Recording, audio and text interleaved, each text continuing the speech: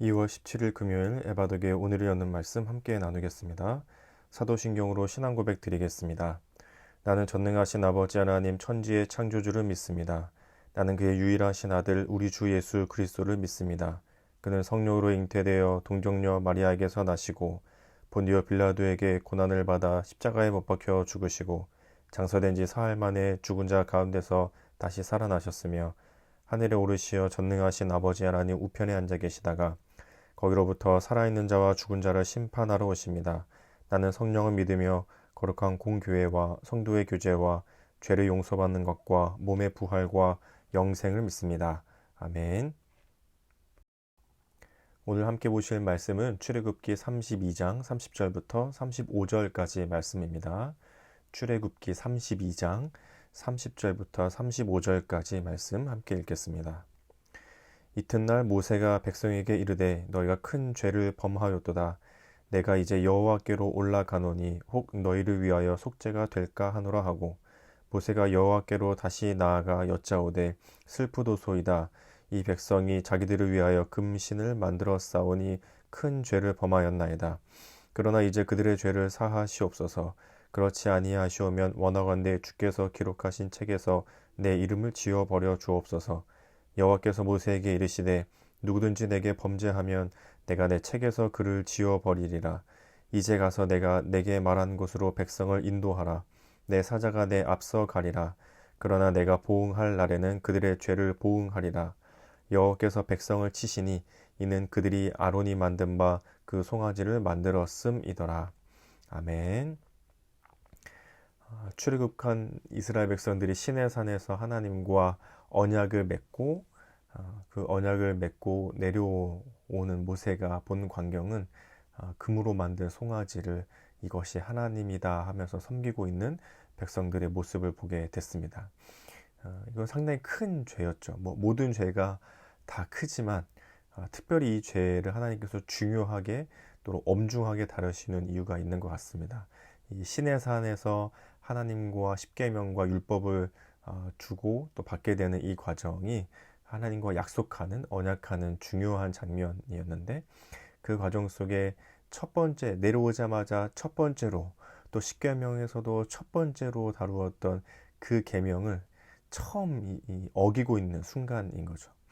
이스라엘 백성들이 하나님과의 약속 이후로 처음 보여주고 있는 이 악한 모습이었기 때문에 하나님께서는 아주 엄중하고 또 무섭게 다루고 계신 모습을 볼 수 있습니다. 그래서 다 이 이스라엘 백성들을 다 진멸시켜야겠다. 다 전멸시켜야겠다. 모두 다 죽여버리겠다 하는 이 하나님의 마치 분노가 느껴지기도 하고 하나님께서 그렇게 말씀하셨고 모세는 그런 하나님께 32장부터 34장 사이에 3번이나 걸쳐서 하나님께 기도하죠. 일종의 중보기도 같이 하나님께서 이스라엘 백성들을 살려주시기를 하나님께서 우리를 불쌍히 여겨주시고 궁일히 여겨주셔서 살려주시기를 3번이나 걸쳐서 기도를 하고 있습니다. 그 중에 오늘의 본문은 두 번째 하나님께 두 번째로 나아가서 모세가 백성들을 위해 하나님께 기도하고 있는 모습을 살펴볼 수가 있습니다. 30절에 보면 모세가 이렇게 얘기합니다. 이튿날 모세가 백성에게 이르되 너희가 큰 죄를 범하였도다. 내가 이제 여호와께로 올라가노니 혹 너희를 위하여 속죄가 될까 하노라 하고 하면서 백성들에게 너희가 얼마나 이 큰 죄를 지었는지 아냐. 한글에서는 그냥 가볍게 너희가 큰 죄를 범하였도다 이렇게만 표하지만 사실 죄를 이렇게 두 번이나 같은 단어를 쓰면서 반복하고 있거든요. 그러니까 너희가 죄를 죄지었다 이런 뜻인 거죠. 그러니까 이 죄가 얼마나 큰지 알고 있냐. 아마 그 아주 격정적으로 분노에 가득 차서 마치 하나님이 분노하시는 것처럼 모세도 백성들에게 그렇게 얘기했죠. 지금 너희가 지은 죄가 얼마나 큰 죄인지 아냐. 지금 이 하나님께서 얼마나 이 죄에 진노하고 계시는지 아냐. 막 이런 식으로 격분해서 아마 현장에서 얘기하지 않았을까 이렇게 생각해 봅니다. 모세는 아주 엄중하고 무섭게 죄에 대해서 얘기하죠. 그리고 그래서 하나님 앞에 나아가서 기도하겠다. 하나님이 들어주실지 안 들어주실지도 모르겠다 하면서 올라가게 되죠. 구원하시고 용서하시는 것은 하나님께 달려있지만 그럼에도 불구하고 모세는 하나님께 올라가죠. 올라가서 하나님께 기도할 때도 이렇게 말합니다. 이제 32절과 33절에서 그러나 이제 그들의 죄를 사하시옵소서. 그렇지 아니하시오면 얻어간데 주께서 기록하신 책에서 내 이름을 지워버려 주옵소서. 여호와께서 모세에게 이르시되 누구든지 내게 범죄하면 내가 내 책에서 그를 지워버리리라. 죄라는 것이 이렇죠. 생명책에서 하나님이 기록하신 책, 아마 우리가 이렇게 상상해 볼 수 있는 생명책, 하늘에 이름이 쓰여져 있어서 이름이 쓰여진 자는 구원을 얻을 수 있다고 생각할 수 있는 일종의 생명책 같은 것으로 상상해 볼 수 있겠죠. 그 생명책에 이름을 지워버리겠다. 범죄한 자는 하나님께서 생명책에서 이름을 지워버리겠다. 그에게 영원한 생명을 주지 않겠다.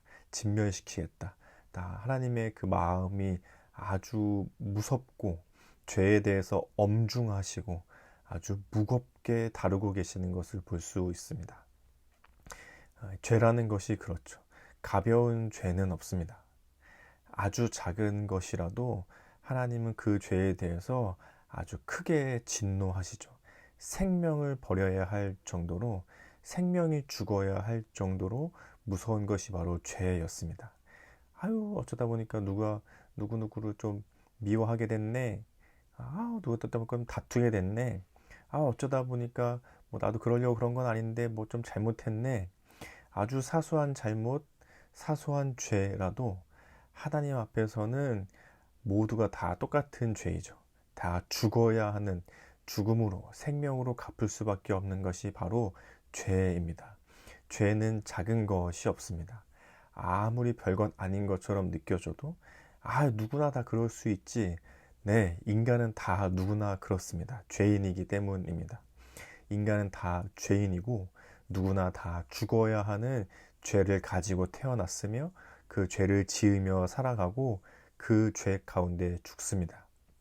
하나님께서 생명책에서 이름을 지울 정도로 죄는 아주 무겁고 무서운 것이고 엄중하게 다루어야 하는 것입니다. 그것 때문에 예수님께서 이 땅에 오셔서 십자가에 처참하게 죽으셨습니다. 그것이 바로 죄 때문이었습니다. 죄는 가벼운 것이 없고 작은 것이 없습니다. 죄는 멀리 해야 하고 할 수 있으면 할 수 있는 대로 멀리하고 가까이 하지 않고 죄를 짓지 않기 위해 애쓰고 노력해야 하는 것, 그것이 우리가 가져야 할 태도이죠. 그렇게 모세도 백성들에게 그 죄의 엄중함에 대해서 이야기해주고 하나님께서도 모세에게 백성들의 죄에 대해서 아주 무섭게 경고하고 계십니다. 그리고 나서 하나님께서 또 이렇게 말씀하십니다. 34절에 보시면 이제 가서 내가 내게 말한 곳으로 백성을 인도하라. 내 사자가 내 앞서 가리라. 그러나 내가 보응할 날에는 그들의 죄를 보응하리라. 아직까지도 하나님께서는 그들을 벌하시겠다는 마음을 돌이키지 않고 가지고 계시는 거죠. 그래서 내가 언젠가는 그들의 죄를 보응하겠다. 그들의 죄를 벌할 것이다 라고 말씀하고 계십니다. 그러면서 그 앞선 구절에서는 모세에게 백성들을 인도해 가라. 내가 나의 사자, 천사 같은 개념이겠죠. 하나님께서 천사를, 나의 사자를 너희 앞에 보내주겠다 이렇게 말씀하셨습니다. 나중에 3장 뒤쪽으로 넘어가서 보면 모세와 백성들은 하나님이 오시지 않고 사자를, 천사를 보내신다는 말에 그냥 슬퍼하죠. 하나님이 오셔야 되는데 하나님이 오시지 않는 것에 대해서 굉장히 슬퍼하지만 하나님께서도 그러실 수밖에 없는 이유가 있으신 거죠. 왜냐하면 지금 당장 하나님이 이스라엘 백성들을 만났다가는 정말 그 분노를 참지 못하고 다 죽일 수밖에 없는 상황이기 때문입니다. 우리도 가끔 그럴 때가 있잖아요. 뭐 자녀를 키울 때나 아니면 누구랑 싸울 때나 막 감정이 격해지고 막 마음에 화가 막 차올라서 막 도저히 뭔가 참을 수 없을 그때, 그럴 땐 잠깐 쉬어야 될 때가 있잖아요. 됐어 하면서 잠깐 말을 멈추든지 잠깐 그 사람 보는 것을 멈추던지 싸우던 그 장소를 잠깐 벗어나던지, 이 감정이 격해지고 마음이 격해지게 되면은 이 우발적으로 나오는 이 화가 더 점점 치밀어 오를 때가 있게 되잖아요. 마치 하나님께서도 그런 것처럼 보이는 거죠. 모세가 계속해서 가서 기도하고 하나님의 마음을 돌이키기 위해 중보자의 마음으로 기도하고, 하지만 아직은 하나님도 이스라엘 백성들이 지었던 그 죄에 너무나 분노하고 계시고, 그들을 만나게 되면 그들을 다 진멸할까 하는 마음에 하나님이 직접 가지 않겠다, 하나님께서 내 사자를 너희에게 보내주겠다라고 말씀하고 계시는 거죠. 그래서 하나님께서 왜 직접 안 오시고 사자를 보내실까? 하나님께서 지금 이스라엘 백성들을 버리시는 건가? 가까이 하지 않으시는 건가 하면서 하나님의 분노와 진노가 보이기도 하지만, 또 한편으로는 이스라엘 백성들을 다 죽일 수 없어서, 다 진멸할 수 없어서 죄가 가득히 묻어있는 그들을 만났다가는 모두 다 거룩하신 하나님 앞에 다 죽을 것만 같아서 하나님이 직접 가지 않으시고 내 사자를 너희에게 보내주겠다, 하나님께서 하실 수 있는 최선의 방법으로 그들에게도 은혜를 보여주시는 거죠.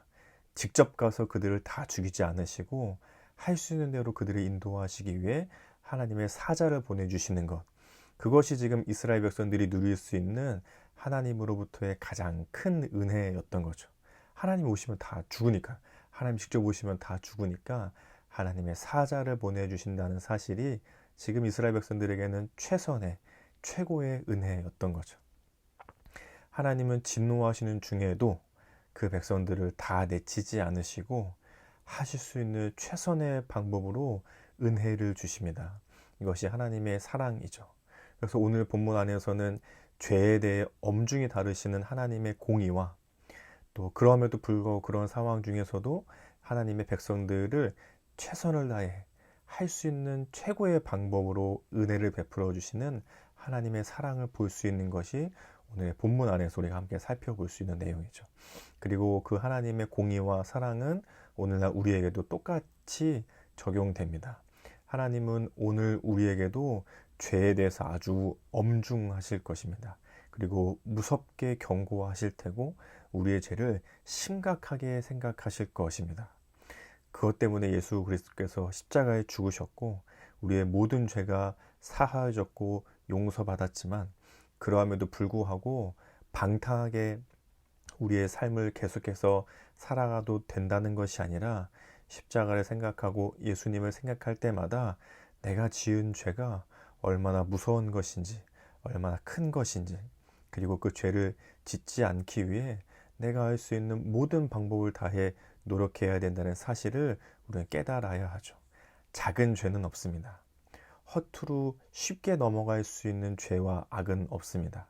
내 마음을 돌아보며 오늘도 하루하루 살아가며 아주 작은 것이라도 이것이 하나님 앞에 죄다라고 느껴진다면 조심하시고 가까이 하지 않고 멀리하며 마음을 돌이킬 수 있는 하루가 되시면 좋겠습니다. 그리고 또 한 가지, 어떠한 상황이라도, 무슨 상황이 오늘 나에게 벌어지더라도 그것은 하나님이 오늘 나에게 주시려고 하는 최고의 축복입니다. 그것이 무엇이든 간에 하나님은 하나님의 백성들을 버리지 않으시고 하나님이 할 수 있는 최선의 방법으로 최고의 것을 오늘도 우리에게 주실 것입니다.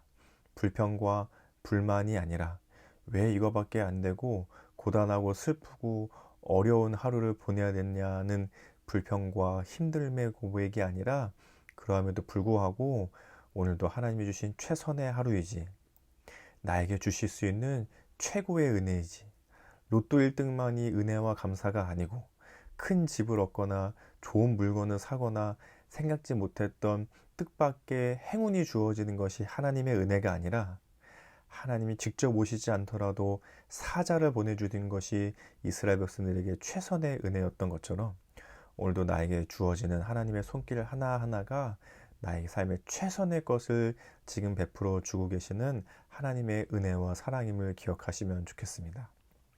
오늘 이것을 기도 제목 삼아 함께 이렇게 기도하시면 좋겠습니다. 작은 것이라도 죄에 대해 경각심을 가지고 멀리하며 가장 큰 은혜로 다가오시는 하나님과 동행하는 삶이 되어 가도록, 죄를 멀리하고 오늘 나에게 주시는 것이 하나님께서 최선을 다해 최고로 나에게 베풀어 주실 은혜임을 기억하는 하루를 보내실 수 있으면 좋겠습니다. 그리고 우리 가정과 교회와 나라와 세계를 위해서는, 가정을 위해서 작은 일에도 다투지 않고 소중히 여기며 사랑하는 가정이 되도록, 교회를 위해서는 잘못된 것과 옳은 것을 구별하여 가르치고 배우는 교회가 되도록, 우리 나라와 세계를 위해서는 계속해서 기도하고 있듯이 우리 튀르키예와 시리아의 구조와 또 복구 과정을 위해서 함께 기도해 주시면 좋겠습니다. 또 각 선교지 또 선교사님들 또 함께 이루어가는 하나님 나라를 생각하시면서 선교지들을 위해서 또 사역하신 선교사님들을 위해서 생각나신 대로 같이 함께 기도하시면 좋겠습니다. 그리고 오늘 공동체 기도 제목으로는 우리 박돈식 안수집사님의 기도 제목을 함께 기도하겠습니다. 개인의 기도 제목으로는 하나님의 시선이 머무는 곳에 나도 그것에 함께 하기를, 임직하는 날까지 무사히 훈련을 잘 마치실 수 있도록 기도해 주시면 좋겠습니다. 가정을 위해서는 예수 안에서 늘 화목하며 예수님을 생각하는 가족이 되기를, 삶의 현장을 위해서는 삶의 본이 되기를, 교회를 위해서는 예수님 사랑 안에서 서로 사랑하며 그 사랑을 전하는 교회 되게 하소서. 사회 날아온 세계를 위해서는 질병, 기후 등 변칙적인 일들이 많아지는데 하나님의 뜻이 온 땅 위에 가득하기를, 이런 기도 제목을 내셨는데요. 우리 박돈식 안수집사님을 생각하시면서 축복하는 마음으로 함께 기도해 주시면 좋겠습니다.